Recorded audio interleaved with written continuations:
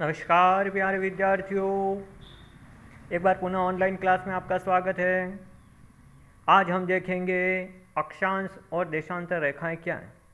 अक्षांश रेखाएं कौन सी है, देशांतर रेखाएं कौन कौन सी, क्या क्या नाम है अक्षांश रेखाओं का और देशांतर रेखाओं का क्या क्या नाम है।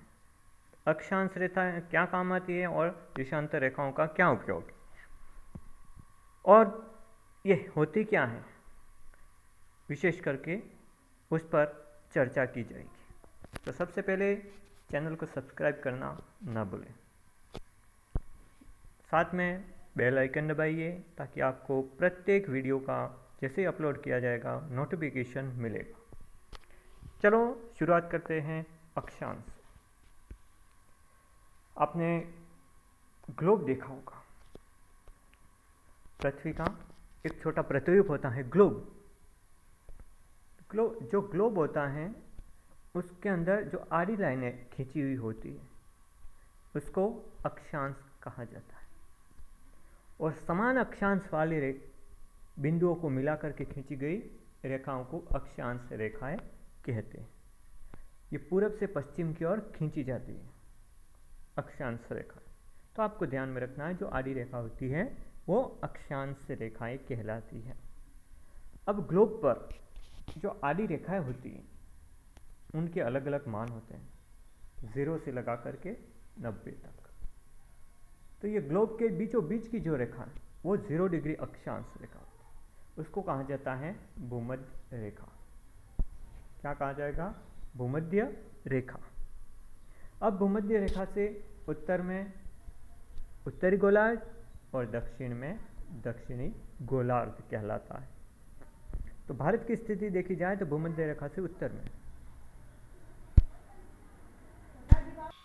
तो हमारे जो बीचों बीच की रेखा है उसको कहा जाएगा भूमध्य रेखा, और उसके उत्तर में उत्तरी गोलार्ध और दक्षिण में दक्षिणी गोलार्ध है। तो भारत की स्थिति उत्तरी गोलार्ध में है, ये आपको याद रखना है।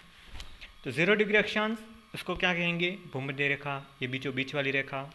दूसरा है कर्क रेखा। कौन सी रेखा कहलाएगी? कर्क रेखा। इसका मान है 23.5 डिग्री उत्तरी अक्षांश। वापस देख लेते हैं अपन। ये बीचों बीच की तो भूमध्य रेखा होगी 0 डिग्री मान वाला, ठीक है। अब क्या लिखा हुआ है? 23.5 डिग्री उत्तर में, तो उत्तरी अक्षांश यहाँ पे होगा, तो यहाँ पे 23.5 डिग्री, उसको कहा जाएगा 23.5 डिग्री उत्तरी अक्षांश को कर्क रेखा। ये भारत के बीचों बीच में होकर के गुजरती है। तो आपको याद रखना है कर्क रेखा उत्तरी गोलार्ध की 23.5 डिग्री के अंतर्गत आती है अक्षांश रेखा, और भारत के बीचों बीच होकर के गुजरती है। तीसरी रेखा आती है 23.5 डिग्री दक्षिण में। अगर देखें उत्तर में तो होगी कर्क रेखा, लेकिन दक्षिण में होगी तो ये मकर रेखा कहलाएगी। 23.5 डिग्री दक्षिण अक्षांश क्या कहलाएगी? मकर रेखा। ये देख लीजिए, आप इसको नोट डाउन करते जाना। 23.5 डिग्री दक्षिण अक्षांश क्या कहलाएगी? मकर रेखा।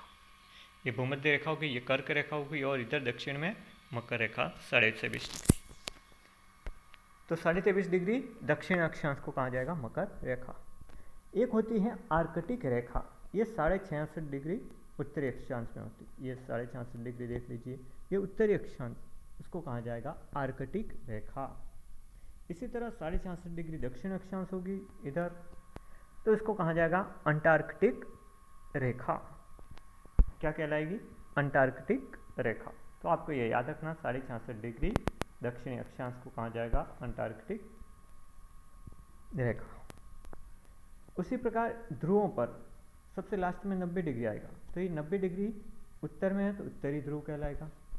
90 डिग्री उत्तरी, तो 90 डिग्री को कहेंगे उत्तरी अक्षांश, और 90 डिग्री दक्षिण में है अगर इधर, तो दक्षिणी अक्षांश कहलाएगा।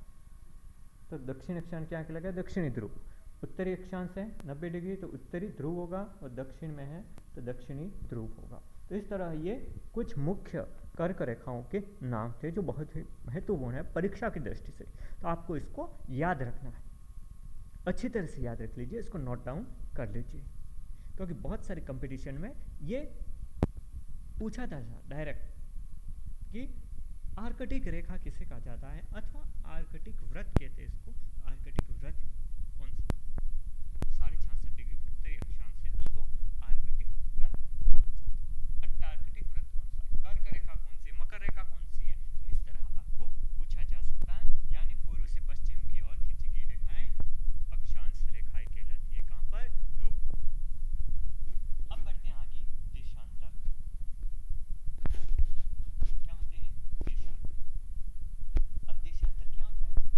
हमने देखा ग्लोब पर जो आडी रेखाएं थी वो तो अक्षांश कहलाती, लेकिन आपने ग्लोब को अच्छी तरह से देखा है तो खड़ी रेखाएं भी होती है, यानी उत्तर से दक्षिण की ओर की कुछ रेखाएं इस तरह बनी हुई होती है। ये खड़ी रेखाएं होती हैं, वो कहलाएगी देशांतर। तो समान देशांतर वालों को समान मानचित्र पर क्या होगा, या ग्लोब पर समान देशांतर वाले स्थानों को या बिंदुओं को मिलाकर के खींची गई रेखाएं क्या कहलाएंगी, देशांतर रेखाएं।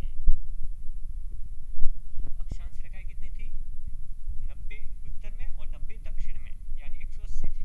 तो देशांतर रेखाओं की बात की जाए तो ये बीचों बीच की जो देशांतर रेखा है 0 डिग्री, वो 0 डिग्री को क्या कहेंगे, ग्रीनविच रेखा, क्योंकि ये इंग्लैंड के ग्रीनविच शहर से गुजरती, इसलिए इसको ग्रीनविच रेखा कहा जाता है, 0 डिग्री देशांतर। अब इस 0 डिग्री से पूर्व में और पश्चिम में, पूर्व में 180 डिग्री है और पश्चिम में भी 180 डिग्री देशांतर है, यानी कुल मिलाकर के 360 देशांतर रेखा है। अब क्या है कि 180 और 180, तो ये 180 देशांतर रेखा है वो एक बार आएगी, इसलिए इसको कहा जाता है अंतर्राष्ट्रीय तिथि रेखा। क्या कहलाएगी, अंतर्राष्ट्रीय तिथि रेखा, क्योंकि इन देशांतर रेखाओं के माध्यम से ही हम किसी भी देश की समय की गणना को ज्ञात कर सकते हैं, यानी स्थानीय समय ज्ञात करना है तो ये अंतर्राष्ट्रीय तिथि रेखा 180 डिग्री, उसको आधार मानते हुए किसी भी देश का समय का निर्धारण किया जाता है। ये अंतर्राष्ट्रीय तिथि रेखाएं 180 डिग्री देशांतर रेखा को कहा जाता है, ये याद रखना है। भारत के अंदर 82.5 डिग्री पूर्वी देशांतर है, उसको हमारे भारत की समय रेखा माना है। प्रमुख देशांतर रेखा भारत की है, मानक समय रेखा है, इसको कहा है 82.5 डिग्री पूर्वी देशांतर। तो यहाँ 0 डिग्री से पूर्व में जाएंगे तो पूर्वी देशांतर, पश्चिम में जाएंगे तो पश्चिमी देशांतर होगा। तो भारत की स्थिति पूर्व में है, तो इसलिए 82.5 डिग्री पूर्वी देशांतर भारत की मानक समय रेखा है। इसी के आधार पर पूरे भारत का समय निर्धारित किया जाता है और विश्व के अंदर 180 डिग्री देशांतर रेखा है, उसको क्या माना गया है, अंतर्राष्ट्रीय तिथि रेखा। इसी के आधार पर समय की गणना होती है। तो इस प्रकार अगर देखें तो अक्षांश के माध्यम से पूरे विश्व को जलवायु कटिबंधों में बांट सकते हैं और देशांतर रेखाओं के माध्यम से हम समय का निर्धारण कर सकते हैं। तो ये है अक्षांश और देशांतर रेखाओं की उपयोगिता, उनका अर्थ और क्या क्या चीज़ें हैं। कितने अक्षांश हैं, टोटल अक्षांशों की संख्या 90 और 90, उत्तर 90 और दक्षिण में 90 डिग्री, तो 180 होगी। देशांतर रेखाओं की संख्या कितनी हो गई, 0 से पूर्व में 180 और पश्चिम में 180। इस तरह हम देख सकते हैं कि अक्षांश और देशांतर रेखा, इस चित्र के माध्यम से भी आप ज्ञात कर सकते हो कि ये बीचों बीच की जो रेखा है ये भूमध्य रेखा होगी 0 डिग्री। अक्षांश इसको भूमध्य रेखा कहते हैं, ये 23.5 डिग्री उत्तर में है, ये 66.5 डिग्री उत्तर में। क्या क्या नाम होंगे इनके, आपको याद रखना है इनके नाम क्या क्या है। इसी प्रकार दक्षिण में देखें तो ये 23.5 डिग्री दक्षिण में और 66.5 डिग्री दक्षिण। तो ये भूमध्य रेखा है, ये तो 0 डिग्री होगी, 23.5 डिग्री उत्तर में है, इसका मतलब कर्क रेखा, और 66.5 डिग्री उत्तर में है, इसका मतलब आर्कटिक रेखा। उसी प्रकार दक्षिण में बात की जाए 23.5 डिग्री दक्षिण में मकर रेखा और 66.5 डिग्री दक्षिण में है अंटार्कटिक रेखा। ऊपर होगा उत्तरी ध्रुव और नीचे होगा दक्षिणी ध्रुव, जो कि 90 डिग्री उत्तर और 90 डिग्री दक्षिण अक्षांश व्रत को कहा जाता है। इस तरह हमने देखा आज अक्षांश और देशांतर रेखा। अगला वीडियो जरूर देखें जो कि उपयोगी होगा आपका कंपटीशन के हिसाब से।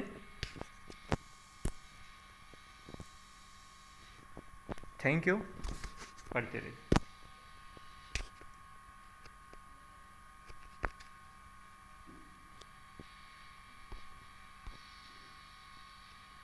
चैनल को सब्सक्राइब करना न भूलें। Thank you.